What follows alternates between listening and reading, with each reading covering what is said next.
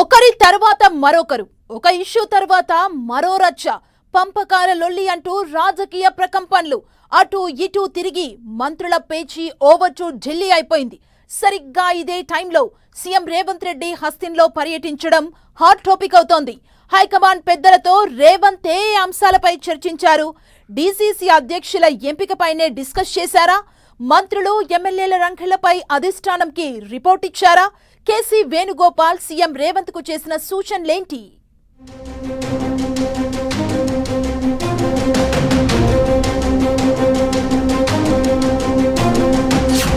తెలంగాణ మంత్రుల పంచాయతీపై అధిష్టానం ఆరా. సీఎం రేవంత్ను వివరాలు అడిగి తెలుసుకున్న హైకమాండ్. వరుస పరిణామాలపై కేసీ వేణుగోపాల్కు రేవంత్ రిపోర్ట్. ఇక్కడ జరగాల్సిన రచ్చంతా జరిగింది. వరుస పెట్టి మంత్రులు రచ్చకెక్కారు. ఈ రచ్చ అటు ఇటు తిరిగి హస్తినకు చేరింది.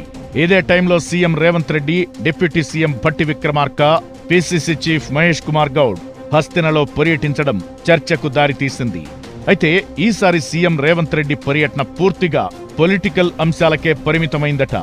కేవలం కాంగ్రెస్ పార్టీ జిల్లా అధ్యక్షుల ఎంపికపైనే ఫోకస్ పెట్టారట. పార్టీ అధిష్టాన పెద్దలతో కేవలం డీసీసీల అంశాన్ని చర్చించడానికే వెళ్లారు. సీఎంతో పాటు deputy CM Bhatti Vikramarka, PCC chief Mahesh Kumar Goud, incharge Meenakshi Natarajan, KC వేణుగోపాల్తో భేటీ అయ్యారు.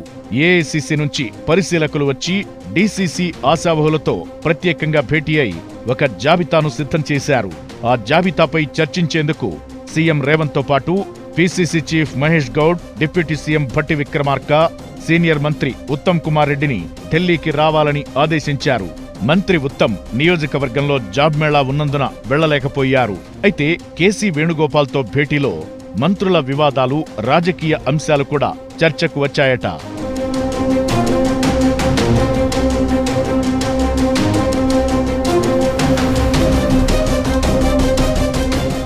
ఈ మధ్య మంత్రుల కాంట్రవర్సీలపై ప్రస్తావనకు వచ్చాయట. మంత్రులు పొన్నం ప్రభాకర్, అడ్లూరి లక్ష్మణ్, వివేక్ వెంకటస్వామిల ఎపిసోడ్, ఆ తరువాత కొండా సురేఖ అంశం పెద్ద రచ్చగా మారింది. కొండా సురేఖ కూతురు సుస్మితా పటేల్ నేరుగా సీఎం రేవంత్ రెడ్డిని, ఆయన కుటుంబ సభ్యులను ఉద్దేశించి చేసిన కామెంట్స్ తీవ్ర దుమారం లేపాయి.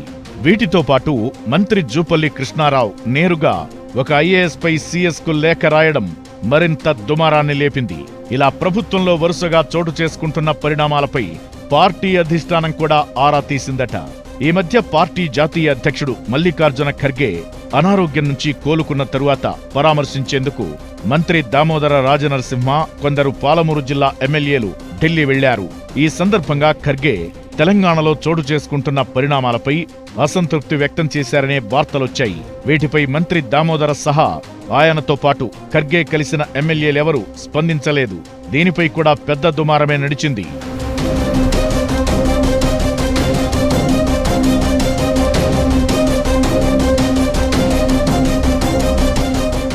రాష్ట్రంలో చోటు చేసుకుంటున్న విషయాలపై సీఎం, పీసీసీ, డిప్యూటీ సీఎంతో చర్చించారట కేసీ వేణుగోపాల్. ఈ సందర్భంగా పరిపాలన పరంగా మంత్రులు తీసుకుంటున్న చర్యలపై రిపోర్ట్ ఇచ్చారట. ఈ మధ్య జరిగిన కేబినెట్ సమావేశంలో మంత్రులతో జరిగిన చర్చను కూడా అధిష్టానానికి వివరించారట. రాష్ట్రంలో చోటు చేసుకుంటున్న అంశాలన్నింటిపై తమకు అవగాహన ఉందని కేసీ వేణుగోపాల్ చెప్పారట. పరిపాలన విషయంలో ఎలా ముందుకెళ్లాలనే దానిపై దిశానిర్దేశం చేశారని తెలుస్తోంది. మంత్రులతోనూ ఎమ్మెల్యేలతోనూ ఎలాంటి గ్యాప్ రాకుండా చూసుకోవాలని సుతిమెత్తగా మందలించినట్టు తెలుస్తోంది. తెలంగాణ సర్కార్లో వరుస పరిణామాలపై కాంగ్రెస్ అధిష్టానం కాస్త ఆందోళన వ్యక్తం చేసిందని అంటున్నారు. పరిస్థితిని చక్కదిద్దేందుకు స్వయంగా పార్టీ పెద్దలే రంగంలోకి దిగారట. హైకమాండ్ ఎంట్రీతోనైనా పార్టీ పరిస్థితి గాడిన పడుతుందా, మంత్రుల వార్కు ఎండ్ కార్డ్ పడుతుందా అనేది వేచి చూడాలి.